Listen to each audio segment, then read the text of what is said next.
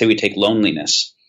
If people get into Gabor Mate's work on that the primary cause in his research of addiction is loneliness, there's really good evidence supporting that as at least a partial, very meaningful hypothesis. And we look at how many people are lonely. We look at how many old people are lonely enough that they are suicidal because of it.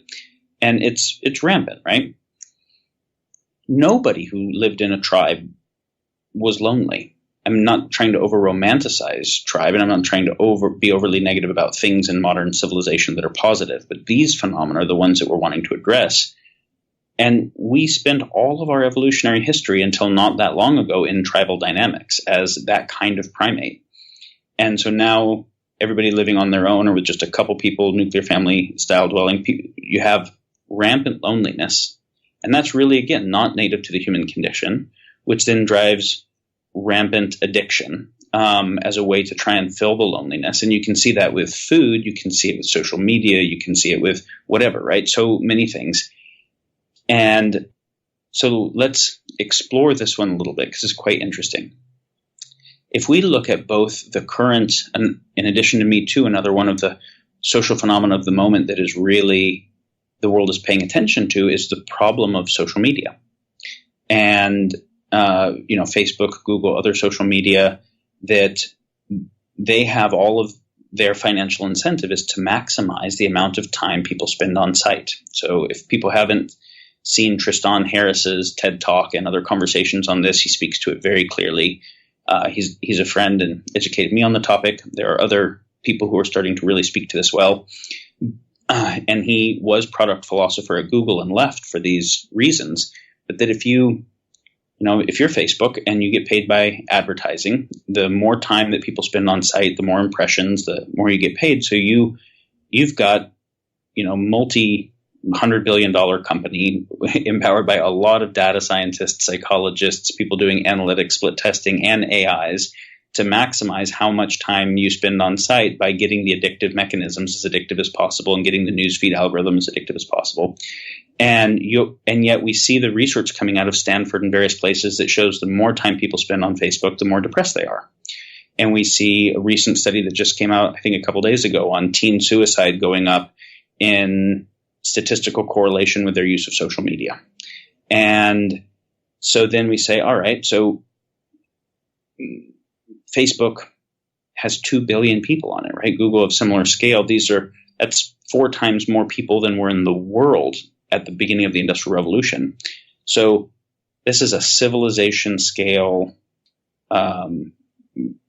technology platform that is affecting people's consciousness, their mind, their psyche, and, AI empowered for a goal that is seemingly antithetical to the wellness of those people. So that is kind of asymmetric warfare, AI-empowered asymmetric warfare over the space of one's attention and mind. So if what's best for people is to get the fuck off Facebook and go spend time with real people because, they're actually lonely, they go on Facebook to connect with people, but it's not actually a meaningful connection. But you notice what they're doing, whether they watch TV or go to Facebook, is they look at other human faces. And yet it just like if they go to sugar when they're hungry, they get a hit of something, but with no real nutrients, which is why they're hungry again. And then they get fat. You have this phenomena of hypernormal stimuli. So hypernormal stimuli means some stimuli that hits way more neurotransmitter production than most stimuli, right? So and I know I'm doing a lot here fast, so stop me if needed, but I'm trying to tie a handful of ideas here together. In an evolutionary environment, we didn't have much sugar. We had a lot of vegetables. Meat was pretty hard to come by. We had to hunt. It was dangerous.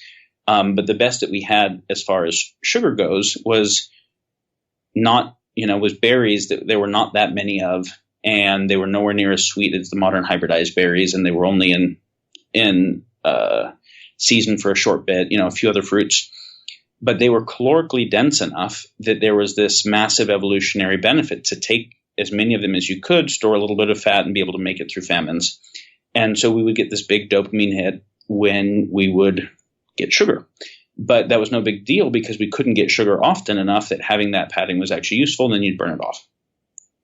Now that we have a world where we can produce infinite amounts of sugar, functionally, then now rather than starvation being a relevant thing, we're piling on some fat as useful and then we'll burn it off. We have a Western world that is dying largely of obesity. But we get such a big dopamine hit from the sugar that it's hard not to keep doing it, right? It's a hypernormal stimuli. We get more hit from that than we do from the salad or anything else. But then we also start getting a progressively less and less healthy body, and then needing that hit more and more to feel good because our baseline is feeling shittier and shittier. So then we say, well, when someone's lonely, they are more susceptible to go to the fridge and find something good to eat than when they're engaged in, with a bunch of other people or doing some creative project, and they forget to eat because they're so engaged. So now what we're saying is, in an environment of hyponormal, hypo meaning not enough stimuli, meaning that the person doesn't feel a meaningful sense of engagement and of purpose, of creativity, of connection, then there's an emptiness, and they're trying to find something to be able to fill that emptiness. And so people are they're more susceptible to hypernormal stimuli when they have a hyponormal environment. And so most people's lives has an insufficient amount of human connection. The human connection they have isn't intimate enough to actually feel like real human connection, meaning that they're putting on a mask of what they think people will like. So then even when people like them, they don't feel really liked, because if the other person really knew them, maybe they wouldn't like them, et cetera, et cetera. And someone doesn't feel connected to their own creativity well, their own purpose. And they're not spending time in nature. They're not moving their body enough. So all the things that make up a normal, in an evolutionary environment, healthy human life are absent or deficient, hyponormal, leading to susceptibility for what's anything that will make me feel better, hypernormal. And this is where sugar comes in. This would be where drugs come in. This would be where gambling. This would be where action flicks and video games would come in. And it would be where porn would come in, hypernormal stimuli, right? It's the 1% of sexiest people in the prime of their life, and then with plastic surgery and extra makeup and scenarios that normally never happen, right? Which then, of course, desensitizes people to normal stimuli. And that's the problem, is you have hyponormal creating susceptibility to hypernormal, then making people desensitized to even normal stimuli. So that's the addiction cycle. And this is where the Facebook thing comes in. So then we start seeing how rampant that phenomena is, and starting to see, all right, well, if Google also wants people to spend time on Google, and it wants to give them the results that will have them keep using Google, and the same would be true for all the social media. And these are the largest companies in the world with the best data analytics and the best intelligence, and their incentive is fundamentally different than the well-being of the humans using it. How do we deal with that, right? And it's very much like the incentive of healthcare companies not being perfectly aligned with the well-being of the patients, creating all kinds of problems. Because, of course, if we just prevent illness, that obsoletes a lot of drug sales. And if we cure illness very quickly, that used to be something that we had to just symptom manage forever, we also obsoleted a lifetime of sales. Can we make enough money in that quick treatment to be able to pay off the R&D that it took to make the drug? So if the incentive is to make symptom management things, that financial system is fundamentally misaligned with human well-being. The same is true with a for-profit military industrial complex that would go bankrupt if we didn't have war.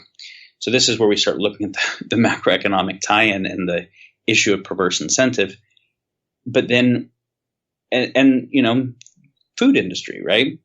If you think about it this way, addiction is profitable. If I can sell you something and you like it, but you don't need it, you can try lots of things. I don't maximize the lifetime revenue of a customer in the same way as if I sell you something you become addicted to.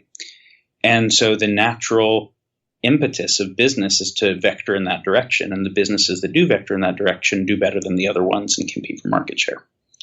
The net result of that across the whole ecosystem of those types of dynamics, and you start to see a world where the fact that depression is kind of ubiquitous and loneliness and addiction are ubiquitous is not that confusing.